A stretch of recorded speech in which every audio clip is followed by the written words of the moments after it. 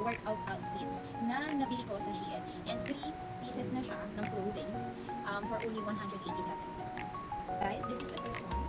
Guys, so this is the first kit. Ito yung details niya. So parang may see-through siya dito sa gilid. Ayan, see-through siya sa gilid. And then ganito siya sa harap. Diba? Ang ganda. Ang ganda ng tela niya. Hindi siya yung parang mumurahin lang. So pwede din siyang pang swimming, I guess.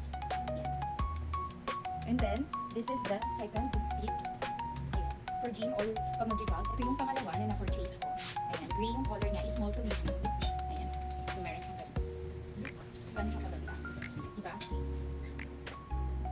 So sa mga conservative at ayaw makita yung kilay-kilay habang nag-workout, I think this is the most suitable outfit. Diba? Ayan. So may zipper siya dito. And then meron siyang dito. Expensive. O, diba? Ito naman yung next. Sa bottom naman. So, ito yung dito. Isusot ko lang. So, ito. Ganito yung nasa akin. Tapos may pocket siya dito. Sa gilid. Pwede mong ilagay yung cellphone mo. Ganun. Tapos may